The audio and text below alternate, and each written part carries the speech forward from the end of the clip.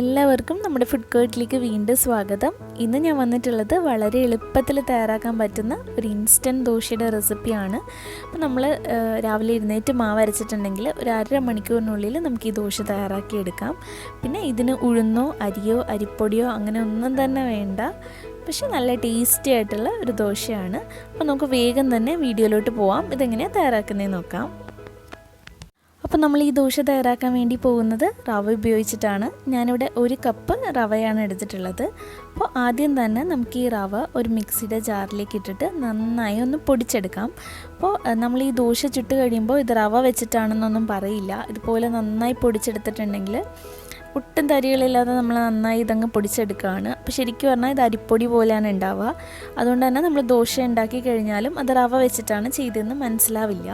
അപ്പോൾ ഞാനിത് നന്നായി പൊടിച്ചെടുത്തിട്ടുണ്ട്. എന്നിട്ടൊരു ബൗളിലേക്ക് മാറ്റിയിട്ടുണ്ട്. ഇനി ഇതിലേക്ക് നമ്മൾ ചേർക്കുന്നത് ഒരു 2 ടേബിൾ സ്പൂൺ ഗോതമ്പ് പൊടിയാണ്.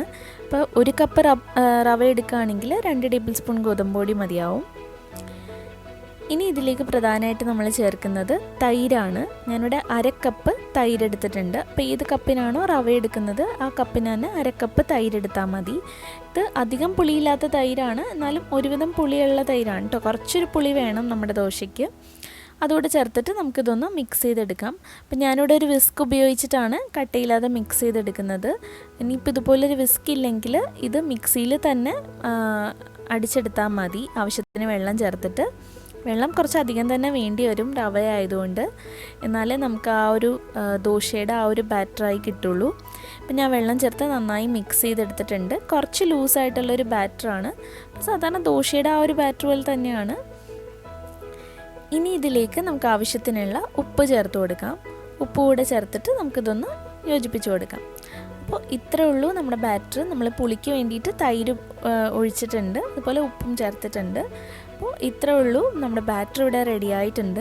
അപ്പോൾ ഞാനിതൊരു 1/2 മണിക്കൂർ മാറ്റി വെക്കുന്നുണ്ട്. അപ്പോൾ നിങ്ങൾക്ക് എത്ര നേരം മാറ്റി വെച്ചാലും കുഴപ്പമില്ല കേട്ടോ. പിന്നെ ഒത്തിരി നേരം മാറ്റി വെക്കേണ്ട കാര്യമില്ല. നമ്മൾ രാവിലെ എഴുന്നേറ്റിട്ട് ഈ ഒരു മാവ് അരക്കുകയാണെങ്കിൽ ബാക്കി ചമ്മന്തിയുടെ കാര്യം എന്തെങ്കിലും കാര്യങ്ങളൊക്കെ ചെയ്ത് കഴിയുന്ന സമയത്ത് നമുക്ക് മാവ് റെഡിയായി കിട്ടും.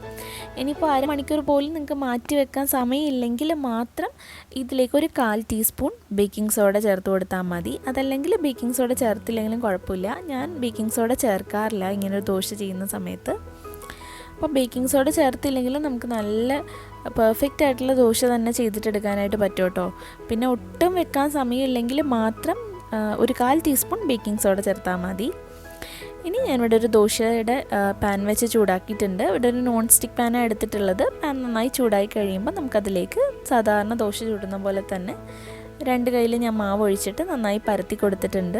ഇപ്പം കണ്ടില്ലേ, നന്നായി നമ്മൾ സാധാ ദോശ ചൂടുന്ന പോലെ തന്നെയാണ് കാണാനുണ്ടാവുക.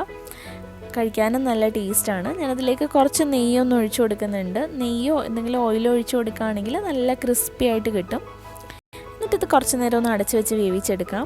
ഇപ്പോൾ ഇതാ ദോശയൊക്കെ നല്ല ക്രിസ്പി ആയിട്ട് വന്നിട്ടുണ്ട്. നല്ല നേരിയ ദോശയാണ്. ഇത് മറിച്ചിട്ടൊന്നും കൊടുക്കേണ്ട ആവശ്യമില്ല. പെട്ടെന്ന് തന്നെ ഇത് വെന്ത് കിട്ടും. നമുക്കിത് പാനിൽ നിന്ന് എടുക്കാം. എന്നിട്ട് ബാക്കിയുള്ളത് നമുക്കിതുപോലെ തന്നെ ചുട്ടെടുക്കാം.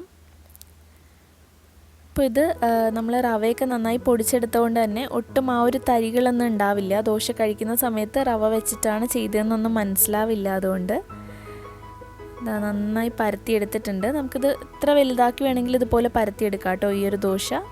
അതുപോലെ നെയ്യ് കൂടെ ഒഴിച്ചു കൊടുക്കുകയാണെങ്കിൽ ശരിക്കും ആ ഒരു നെയ്യ് റോസ്റ്റൊക്കെ പോലെ നമുക്ക് ചുട്ടെടുക്കാനായിട്ട് പറ്റും. ഇപ്പോൾ അതാ നമ്മുടെ ദോശ ഇവിടെ റെഡിയായി വന്നിട്ടുണ്ട്. അപ്പോൾ ഇതും നമുക്ക് പാനിൽ നിന്ന് മാറ്റാം. ഇതുപോലെ ബാക്കിയുള്ളത് നമുക്ക് ചുട്ടെടുക്കാം. അപ്പോൾ ഇത്രയേ ഉള്ളൂ നമ്മുടെ ദോശ. ഇത് റവ വെച്ചിട്ടാണ് ചെയ്തതെന്നൊന്നും കഴിക്കുമ്പോൾ മനസ്സിലാവില്ല കേട്ടോ. നല്ല ക്രിസ്പി ആയിട്ടുള്ള നല്ല ടേസ്റ്റി ദോശയാണ്. ഞാനിവിടെ തക്കാളി ചട്നിയുടെ കൂടെയാണ് സെർവ് ചെയ്യുന്നത്. അപ്പോൾ ഈ ഒരു തക്കാളി ചട്നിയുടെ റെസിപ്പി അടുത്ത് തന്നെ പോസ്റ്റ് ചെയ്യാം. അപ്പോൾ എല്ലാവരും ഈ ഒരു ദോശയുടെ റെസിപ്പി ട്രൈ ചെയ്തിട്ട് അഭിപ്രായങ്ങളൊക്കെ കമൻറ്റ് ചെയ്യാനായിട്ട് മറക്കരുത്. പിന്നെ നമ്മുടെ വീഡിയോ ഇഷ്ടമായിട്ടുണ്ടെങ്കിൽ ലൈക്ക് ചെയ്യുക, ഷെയർ ചെയ്യുക. അതുപോലെ ചാനൽ ഇതുവരെ സബ്സ്ക്രൈബ് ചെയ്തിട്ടില്ലെങ്കിൽ താഴെ ഒരു റെഡ് കളറിലൊരു സബ്സ്ക്രൈബ് ബട്ടൺ ഉണ്ട്. അതൊന്ന് പ്രസ് ചെയ്തിട്ട് സബ്സ്ക്രൈബ് ചെയ്യുക. അപ്പോൾ അതിൻ്റെ അടുത്തൊരു ബെല്ലൈക്കൺ വരും. അതുകൂടെ ക്ലിക്ക് ചെയ്യുകയാണെങ്കിൽ ഞാൻ പുതിയ വീഡിയോസൊക്കെ അപ്ലോഡ് ചെയ്യുമ്പോൾ നിങ്ങൾക്കിത് കാണാൻ പറ്റുന്നതായിരിക്കും.